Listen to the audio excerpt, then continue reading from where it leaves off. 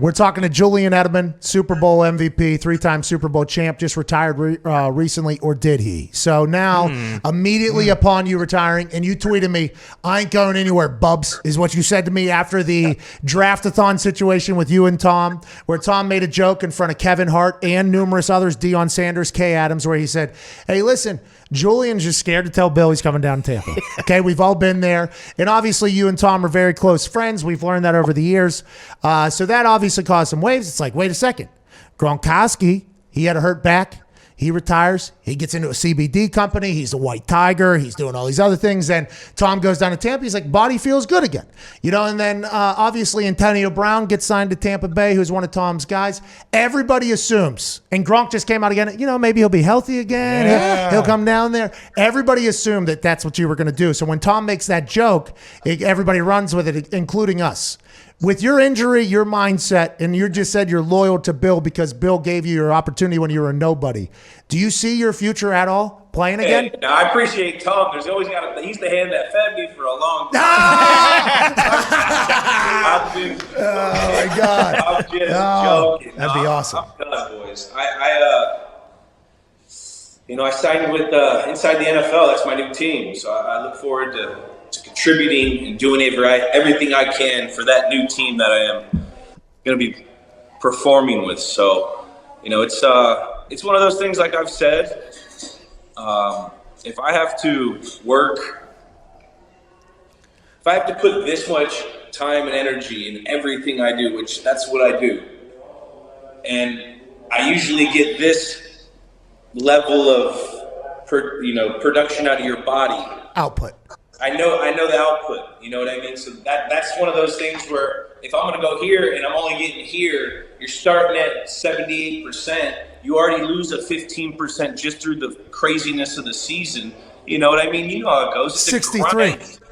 I don't want to put that product out there. That's not me. I respect the game too much. I don't want to look like an old guy that doesn't, because I know the level I played at for a long time. And it's just one of those things where I don't feel like doing that, and it's going to be a hassle. I can't practice every day. The knee, I'm a practice player. You gain your confidence through practice. At least I always did. Me too. I practice hard, always. I'm fighting. We're over here battling. We're talking shit in practice all day long. If I can't do that and I'll feel those alpha vibes and one-on-ones and drills, and I'm starting to look like I'm not the guy that can do it, like the baddest, then I'm out. Can't do it. See, I won't do it. That's very interesting because, I have a lot of respect for you and a lot of the way guys view things, right? There's some guys that run until the wheels literally fall off and they don't even know that they're not even anywhere near what they were, and they're potentially ruining people's long-lasting thoughts about how they're playing. Now, I'm not saying anybody thought that about you, but when I was thinking about retiring, I was like, do I want to put this much amount of work in to be this good in this for more time? Knowing that there's surgeries that are going to come because my knees aren't going to be able to keep up. And if I want to be, in the NFL, I should be invested in the NFL. And if I want people to think I'm fucking great too. So I want people to think like, oh, that guy bummed. The amount of time that I have to invest in that, I'm past the point of that. Like I am past the point of wanting to do that. I'm very thankful for my time, but I am past my entire life revolving around kicking a ball on fourth down. I'm thankful. I'm appreciative. I still love the game. It's nice to hear that you potentially had that thought too, where it's like, listen, I don't think you lost it, by the way. You might be too hard on yourself. I assume you'd be able to still do what you got to do, but it's not that. I can go get open on one leg, and I'm not just saying that to be like that's how my I've seen everything. I know what they're doing before they're doing it. I'm not just saying that to say that, but like it's gonna be a lot harder. Yeah. You know what I mean? And these guys are smart. You got film on you, and you know what I mean. It's a whole nother level that you have to be in, and you got to be in a zone like for maybe 5 plays a game if you're going to start being this utility guy or this guy that comes in on third down. And like, I need to be in. I need to be banging my head. I need to go block the force. I need to go hit a linebacker. I need to get smacked over the middle, because that stuff like got me going. You know what I mean? That's what made me like, I get fired up and let's go play. Let's go dance. Like, let's do this. We're going to be here all night. And if I can't do it all night, I got to hang them up, hubby. What is it? And by the way, incredibly honorable. I want to let you know. That's like G shit right there, what you just said. Very, very, No, it's real. The thought of like the 5 plays or like the gadget guy, if you were to go in, because you can get open on one leg, so you would think third downs, red zones would be a massive deal. I was embellishing. These guys are good. I was just, you know. No, Julian. Listen, hey, we've all. Hey, hold on, Julian, hold on. I will say this. The offense that you guys ran up there for you, and I think Wes might have started it, and maybe Tom. I don't know how they all came.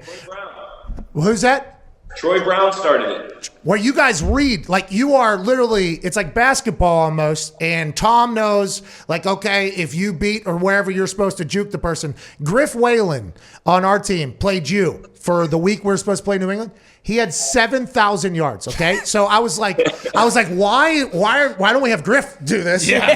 why don't we have Griff do this? But also, Griff was only able to do it because he was just mimicking exactly what you were doing, right? In the whole thing, you would shake people. So you saying you could get open with one foot, especially with your football IQ, I don't think that's embellishing too much or ridiculous, and I know it was a joke. But with the thought of how you play with Tom, third downs, red zone, which is where the game is paramount. People say, like, okay, at one point, is it a hairline fracture you have in your knee? Is it not curable? Because everybody. I'm just like most guys that have knee problems. I'm just bone on bone. Yeah. You know, and also it's just my medial side is like just worn out because I tore a PCL years ago, and you don't repair those, so then you get this slag in your tib to fib, and then I'm bow-legged, so you're just going over years of grinding, and that bad boy's, you know. Then last year I popped the root of my cartilage, so the whole medial side just kind of like, all right, we run, all right, my knee blows up, all right, let's go in the pool. Like, I hated that. I don't like that. Hey, hell of a run you had there. Yeah. Hey, those knees had a hell of a run. Because I don't know if until that point right there, I don't know if we celebrated your entire career, because I think everybody just assumed, okay, he's going to go down to Tampa because Tom's playing until he's fucking 50, and at some point you're going to feel there. But I respect the mindset of flipping the switch. I am in South Beach. The joints do feel pretty nice out here. Hey, the humidity too, how hot it is. I mean, we're over here, you know, we'll see.